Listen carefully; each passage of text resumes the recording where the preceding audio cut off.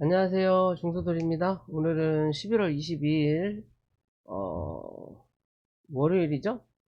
화요일이네요. 죄송합니다. 제가 어제 영상을 안 찍었죠? 예, 화요일 장 마감 후고요. 오늘 코스닥은 0.88% 하락 마감하고, 코스피 0.59% 하락 마감하였어요. 오늘, 투자자 매매 현황을 보면, 코스피 오늘 매도가 나왔고요. 대신 매도세는 뭐였다? 크지 않았다. 여전히 코스피는 외국인들한테는 아직까진 매력적인 부분인 거고요. 그에 비해서 코스닥은 항상 말씀드리지만 오늘도 양매도가 나왔어요. 그죠? 코스닥은 여전히 뭐다? 잡주다. 성향 자체가 잡주고 한국을 대표하는 기업은 코스피에 다 있다. 누구나 주식 투자를 한다 하더라도 코스피에 있는 기업들 위주로 우리는 기억을 하지, 코스닥에 있는 기업을 기억하는 사람은 없다. 그 분야에 포함되어 있는 사람이 아닌 이상. 그죠?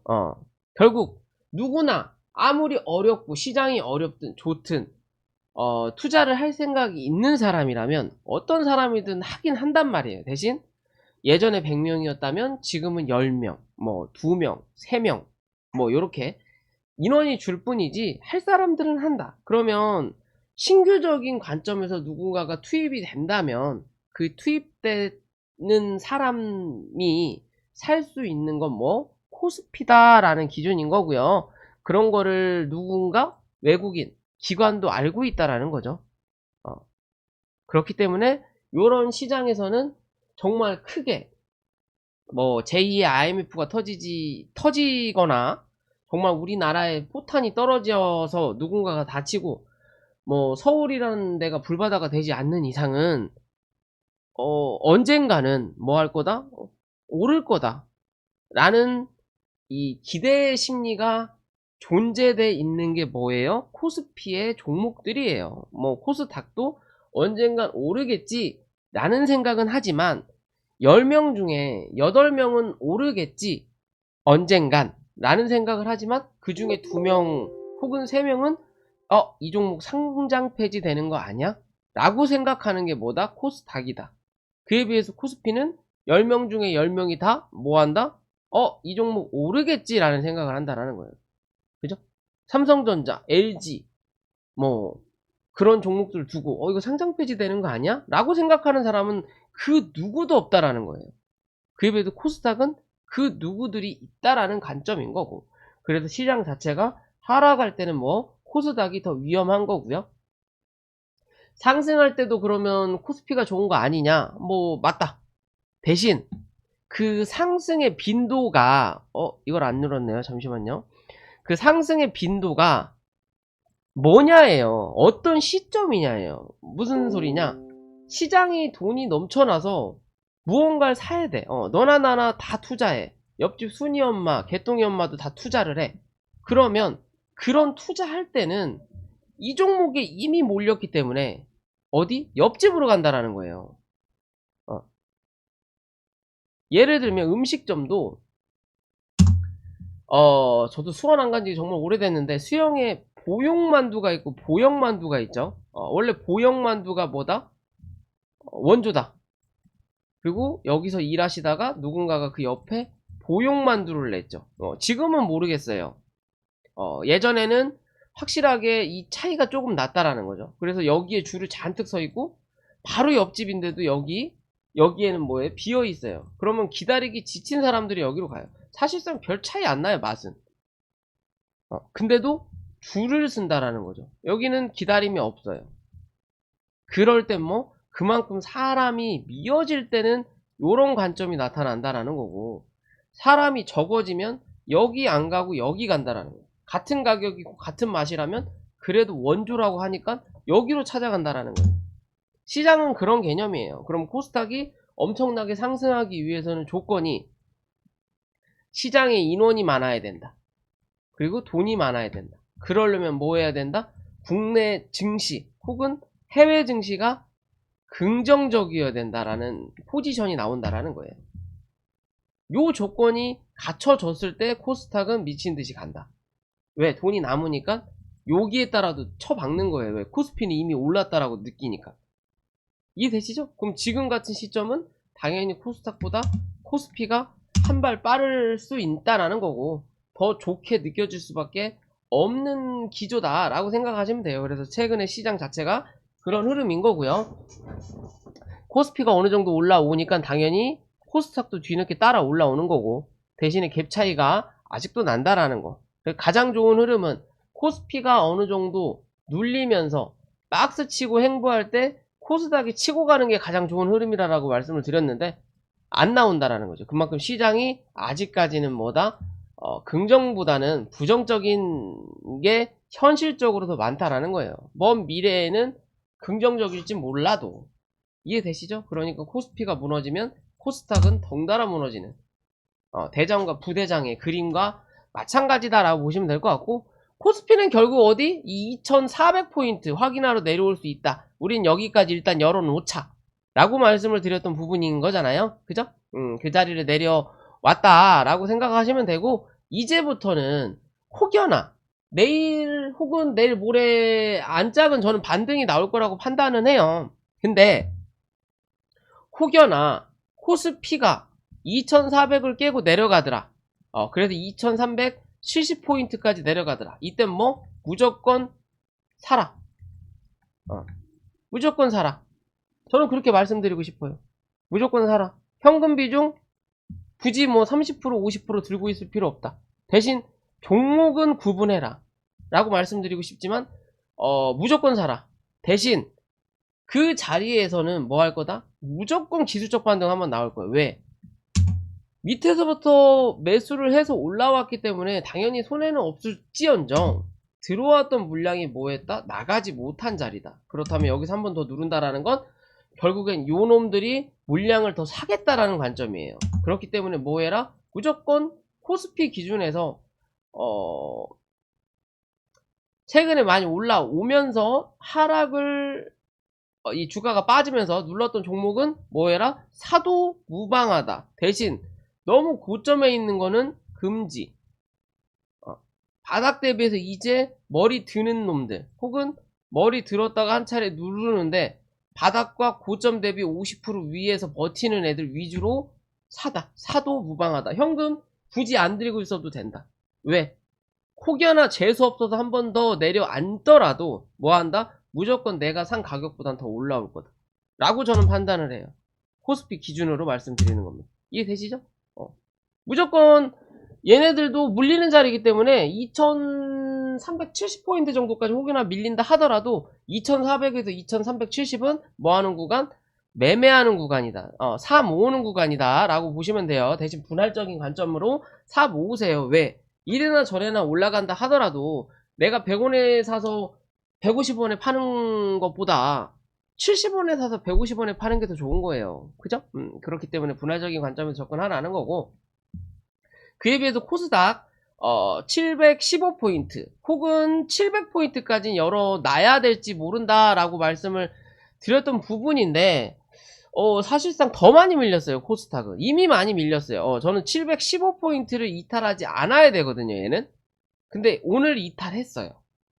어디까지? 712까지. 그러면 뭐 해야 돼? 이번 주 목요일 금요일 이틀 남았죠? 이틀 안에 뭐 해야 된다? 715 위로는 올려다 놔야 돼. 얘는 이걸 못할 거면 다음 주 월요일 화요일 안에는 무조건 올려다 놔야 돼요.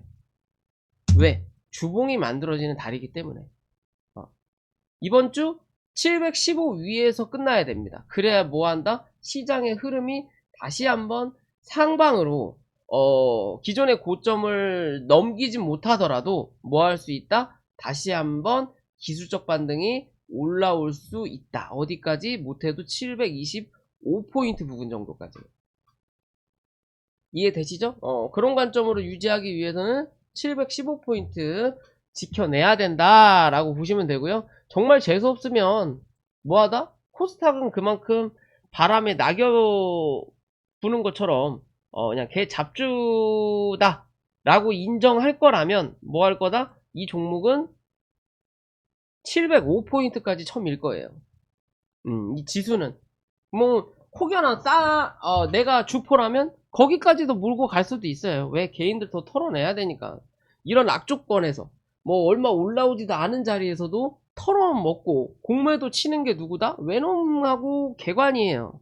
양아치 새끼들. 그죠? 그렇기 때문에 걔네들이라면 그럴 수 있다. 역시 외놈이 외놈했고 개관이 개관했다. 라고 할 수 있는 시장이라는 거예요. 이해되시죠? 혹여나 내일 이대로 반등해서 올라온다. 715포인트, 16포인트 위로 다시 안착한다 그러면 그래도 이 새끼들 양심은 있나? 라고 생각해 볼 수 있는 거예요. 이해되시죠? 그런 관점으로 시장 바라보시면 된다. 뭐 시장 특별할 거 없어요. 왜? 기존에 미리 다 설명드렸던 부분이기 때문에. 그죠? 뭐 하루하루 지난다고 달라질 게 없다라는 거예요. 어차피 우리가 생각했던 어차피 우승은 송민호라는 명언이 생긴 것처럼 어차피 시장은 우리가 생각하는 대로 움직여요. 대신 그 시장을 우리가 생각하는 대로 움직이긴 하겠지만 그래도 뭐다?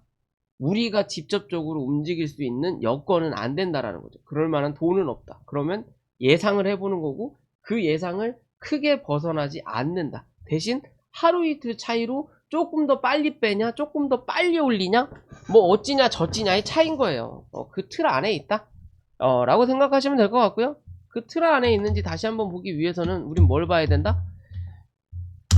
고퍼스 봐야 되겠죠? 어디까지? 3,100원대까지 일단 올라왔어요. 단기 박스 올라왔고 여기서 마지노선으로 올라올 수 있는 자리 3,150원 부근 정도까지는 한 번 정도 올라올 수 있어요. 기존에 말씀드렸죠? 박스권과 오버슈팅의 자리, 언더슈팅의 자리라고. 이 자리 위로 올라타면 뭐한다? 시장은 부정적이다라고 보시면 돼요. 얘는 무조건 어디까지? 그러면 3,400원 부근까지 한 차례 올라옵니다. 올라오고 나서 뭘 만들어? 이제 헤드앤숄더 어깨뽕, 머리통, 어깨 만들어 놓고 뭐 할 거다? 이제는 주저앉겠죠. 그때까지는 뭐? 시장이 부정적이라는 거예요. 굳이 그런 흐름까지 만들어낼 필요가 있느냐는 거죠. 왜? 그 과정을 버티다가 누군가는 손절할 거고, 누군가는 주식시장을 떠날 거고, 결국 뭐? 남아있는 사람한테도 좋은 그림이 아니라는 거예요. 이해되시죠? 미국인, 외국인들 무조건 팔아먹는데도 실질적으로 다 같이 먹고 살기 위해서는 꾸준하게 올리면 좋은데 꾸준하게 올리면 비트코인하고 다를 게 없다라는 거예요. 미친듯이 올랐다가 미친듯이 쫙 빠져버리는. 그렇기 때문에 지들도 어느 정도 손해를 보는 경우도 있을 거고 혹은 공매도로 손해를 메꾸는 방법도 있을 거고 혹은 뭐 안 좋은 뒷거래도 하고 저쩌고 할 거지만 얘네들도 미래를 생각하고 움직인다라는 거죠. 그 미래를 생각하는 과정에서 나쁜 짓, 좋은 짓, 뭐 가리지 않고 한다라는 거죠. 옛날에 뭐 우리 새마을운동 시대처럼 건설사 했던 사람들 대부분 깡패 용역 집단이었다가 뭐 성공해서 법인 내고 기업같이 그룹 총수되고 그러잖아요. 예전엔 그런 경우가 많았잖아요. 막 김두한 시절 뭐 그런 것처럼. 지금도 그런 시점이에요. 시장은, 주식시장은 여전히 그렇다.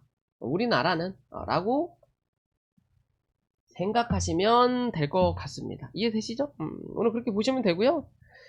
오늘 종목은 뭐 이슈가 있었다? 라고 봐야 될지 아니면 그냥 조회가 많았다? 라는 종목으로 본다면 하이드로 리튬이라는 종목이고요. 예전에 3익 THK 였던 것 같고 최근에 뭐 대외적으로 리튬 가격이 상승하면서 주가가 미친듯이 올랐어요. 뭐 그렇다고 해서 이 회사가 리튬에 대한 엄청난 혜택을 받는 회사다 라고까지는 모르겠어요. 솔직하게 우리나라가 그렇게까지 원자재 생산이 엄청난 나라도 아니고 우리가 북한도 아니고 그죠? 뭐 이걸 이용해서 시장도 어려울 때 뭐 했다? 엄청나게 그냥 헤쳐먹었다 라고 밖에는 느껴지지 않는 종목인 거고요. 예전부터 끼가 있었던 종목이기 때문에 헤쳐먹었다 라고 보면 되는 거고요. 그러면서 어제 오늘부로 조정이 좀 나왔어요. 사실상 오늘 거래량 터진 그림으로 본다면 확실하게 조정이 나온 거예요. 조정이 어느 정도 나왔다라고 볼 수 있고 이제는 상승보다 하락할 확률이 높다라고 볼 수도 있는 자리인 거고요. 기존의 흐름상으로 본다면 이런 식으로 추세를 잡고 가다가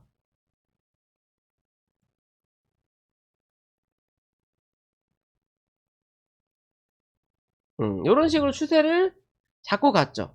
어디서? 밑에서 또 올라오는 요런 추세 이렇게 대충 잡아놓고, 그리고 단기적으로 올라가는 요런 추세로 한번 잡아놓고, 여기에 대한 중간값으로 요런 추세를 하나 만들었단 말이에요. 요런 추세를 만든 거예요. 그래서 뭔가 이슈가 있어서 앞자기 차트를 만들어내다가, 이슈가 있는 건지 이제 팔아먹으려고 추세를 변경한 건지는 모르겠지만요, 앞차기 차트로 꾸준하게 치고 올라가다가 언제? 어제 빵 하고 터졌죠. 어떻게? 고점에서 거래량이 터졌어요.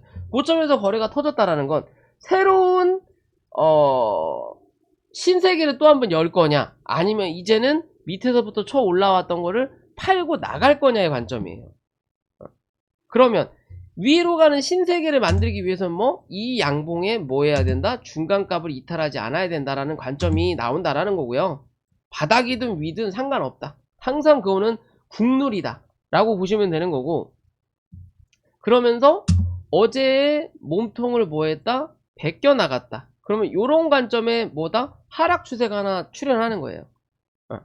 요런 관점에 하락 추세가 출현하지만 밑에서부터 치고 올라오는 상승 추세는 뭐 하고 있다? 아직은 남아 있다. 그러면 즉 단기적인 관점에서는 뭐가 끝났다? 추세는 이달락 났다. 그럼 여기서 다시 한번 주가가 양봉을 띄어 올리면서 어디?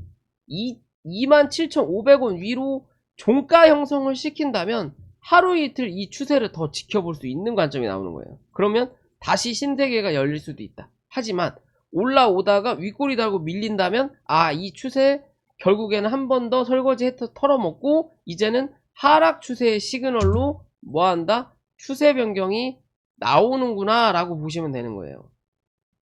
요런 관점으로. 그럼 결국 오늘의 이 저점 자리죠. 오늘의 이 저점 자리 22,000원대를 이탈하지 않느냐, 이탈하느냐를 판단하시고, 요 자리 이탈을 하게 되면 이 종목은 그 다음 기술적 반등의 구간은 어디? 19,500원에서 여기 18,000원 부근까지는 한번 나올 수 있다. 그러니까 만들어질 수 있다. 요 자리 한번 내려오면 기술적으로 반등 한번 나온다. 어디까지? 25,000원 부근 정도까지. 요 자리를 뚫어 올린다면 다시 추세를 움직인다라는 거고요. 그때는 추세가 요렇게 크게 벌린다라는 거죠, 이제. 요런 추세로 움직일 수 있다라는 거고, 여기 중간값도 이렇게 그어보면 요런 관점이 되겠죠. 그게 아니고 요 자리를 못 들어 올린다면 이제는 뭐 요렇게 박스 치는 그림을 만들어낼 거예요. 바로 이렇게 죽지는 않을 거다.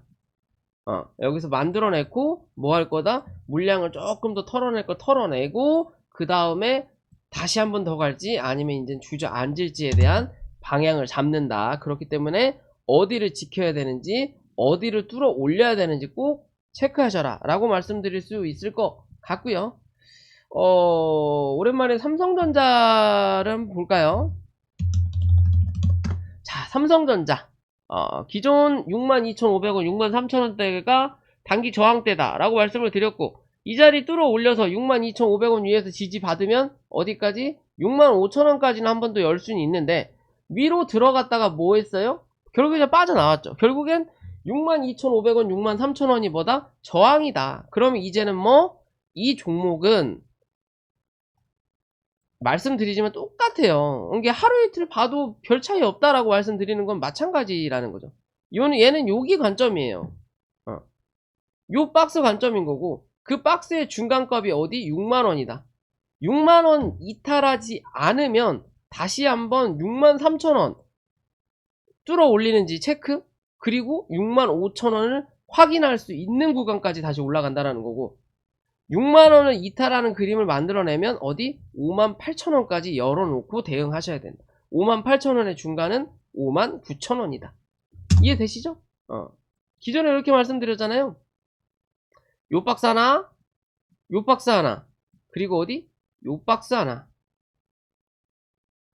요런 관점이에요. 근데 이 박스를 아예 못 들어갔기 때문에 이 중간값 위로 못 들어갔기 때문에 그러면 이 박스를 요렇게 나눠서 볼 수 있다는 거예요. 중간과 중간을 연결하면. 이해되시죠? 지금은 뭐 요런 관점이에요. 그렇기 때문에 어떻게 움직이는지 꼭 체크하시면 될 것 같고요.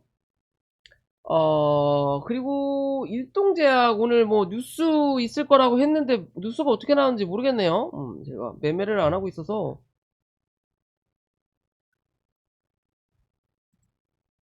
보고 나왔다.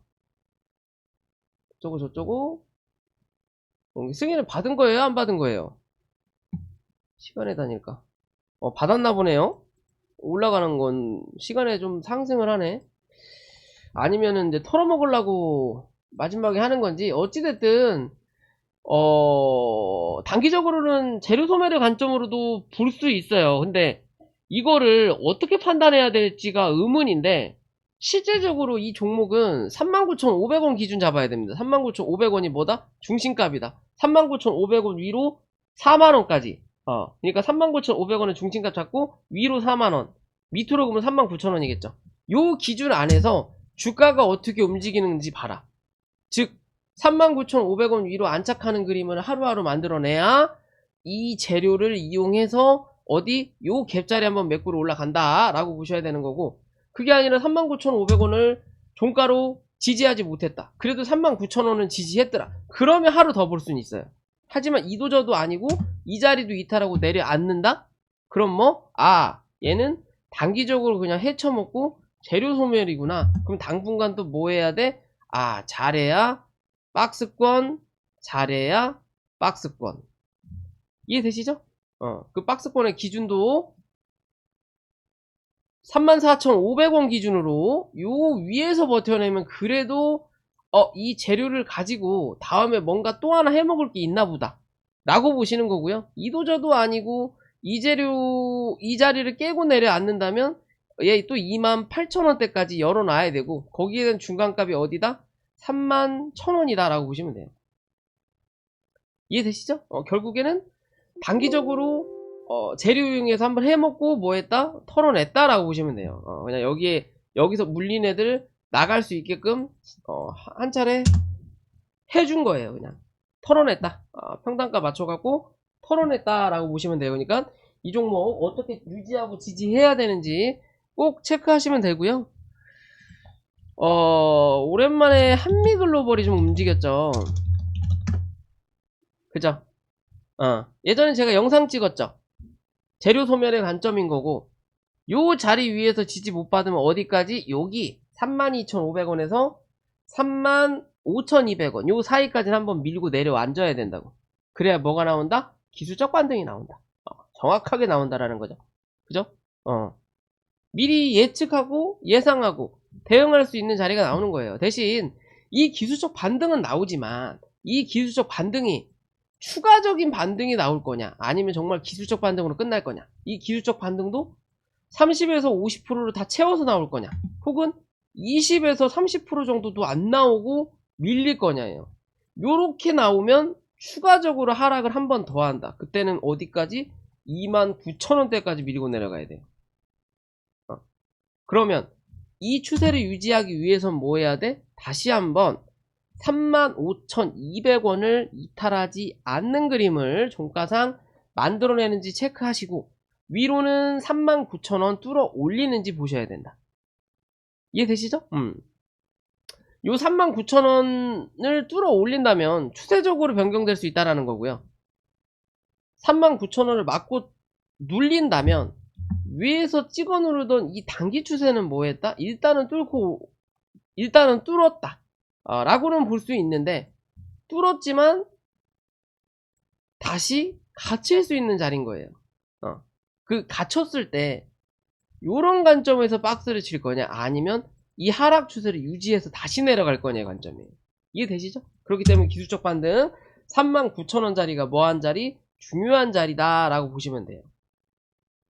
이해되시죠? 요 39,000원 뚫어서 4만원 한번 찍고 밀린다. 그럼 뭐 박스 칠 확률이 높다. 이도저도 아니고 내일부터 그냥 바로 쳐밀려서 내려가더라. 그럼 뭐, 아, 이 추세 유지하는구나 라고 보시면 됩니다. 한 번 더 밀고 반등하겠구나. 일단 이 네옴시티 관련해서는 어떻게 보면요, 정말 우리 4차 산업혁명처럼 기대할 수 있는 재료 중에 하나예요. 근데 그게 된다 안 된다라는 보장은 없어요. 왜? 계약이라기보다는 양해각서를 체결했고, 이 체결은 말 그대로 그냥 각서해요. 우리가 돈 받을 때 각서를 받죠? 근데 이게 법적인 영향은 별로 없어요. 뭐 공증을 받는다, 그 각서를 받고 나서 그 각서를 공증을 받아야 그나마 영향은 주지만, 그렇다고 해서 그 공증 받는다고 해서 그 돈을 우리가 받는다라는 100% 보장은 안 된다라는 거죠. 그죠? 그런 것처럼 그냥 서로 간에, 아, 이렇게 해서 이런 조건이 형성되고 이렇게 되면 우리 공사를 한번 해보자 라고 얘기를 하는 부분이기 때문에 100%는 신뢰할 수 없다. 대신 그 안에서 50% 혹은 30%라도 우리가 계약을 따내는 역할이 된다면 정말 좋은 거예요. 그게 이 한미글로벌에 영향을 줄지 안 줄지는 모르겠지만, 최근에 이 주가가 올라온 흐름을 본다면 뭐 할 수 있다? 이 종목에도 어느 정도 영향은 받을 거다. 실제적인 영향은 당연히 대기업에서 받겠죠. 근데 그 대기업은 주가 반영으로 튀어오르지 못한다. 그렇다면 이런 중소형 관련 종목, 테마가 형성된 종목은 그럴 수 있다 라고 판단을 한다면, 이 종목이 어디까지 움직일 거냐, 바로 쳐 올릴 거냐, 아니면 28,000원까지, 29,000원, 28,000원까지 한번 밀고 갈 거냐만 보시면 돼요. 그 자리만 보면 된다. 얘는 그 자리까지 밀리더라도 이 테마가 끝났다라고 볼 수는 없어요. 아직도 추세의 관점이다. 대신 단기적인 추세는 끝난다. 그 다음 횡보 혹은 버팀을 노리고 나서 하나의 파동이 또 나올 수 있다. 지금 1파, 2파, 3파, 4파, 5파가 나온 자리지만 어떻게 보면 이게 하나의 1파가 될 수도 있어요. 재료의 크기에 따라서. 그리고 지금이 2파가 나오고 있는 거고, 그럼 또 차후에 3파가 만들어줄 수 있겠죠. 혹은 여기서 그냥 끝날 수도 있는 거죠. 그건 우리가 뭐 할 수 있다? 재료의 크기, 재료가 어떻게 진행되는지를 체크해야 된다라는 거예요. 그렇지 못하면 나가리다 라고 보시면 되는 부분입니다. 이해되시죠? 그런 재료의 흐름을 본다면 이 금양이라는 종목도 마찬가지라는 거고, 그죠? 예전 영상에서도 말씀을 드렸던 자리죠. 위에만 선이 그어져 있잖아요. 단기 고점 만들어 놓고 여기 박스 칠 거냐, 여기 박스 못 치면 요 밑에까지 한 차는 내려 앉아야 된다라고 말씀을 드렸던 부분 같아요. 그렇기 때문에 요 자리 확인하고 지금 다시 올라가는, 그럼 결국 34,000원을 기준 잡고 이 자리 위로 올라와서 안착하는 그림을 만들어내면 그나마 차후에 한 번 더, 그게 아니라 밑에서 횡보하는 그림을 만들어내면 뭐다? 이제 추가적으로 다시 한번 하락할 거예요. 얘는 요 자리까지 한 번 더 밀고 내려와야만이 그때는 신규적인이든 아니면 기술적 반등이 나타날 수 있다. 지금의 자리 중요하다 라고 보셔야 됩니다. 혹시나 들고 계신 분들이 계신다면. 이젠 이격이 많이 벌어진 자리이기 때문에 이 이격을 뭐 해야 된다? 낮출 필요도 있다. 재료가 뭐 특별한 재료가 아니라면 이젠 낮출 필요가 있기 때문에 이 종목 조심하셔라. 꼭 요 위로 올라타는지 보시고, 못 올라타면 수익 실현하든 아니면 손절 처리하든 하셔야 되는 자리인 거예요. 이 지금 위험할 수 있는 자리입니다 라고 저는 말씀드릴 수 있을 것 같아요. 자, 오늘 영상 여기까지고요. 영상이 도움이 되시면 구독과 좋아요 부탁드리고, 주식 혼자 하시기 어려우신 분들은 뭐 위에 있는 연락처로 연락 주시면 감사할 것 같아요.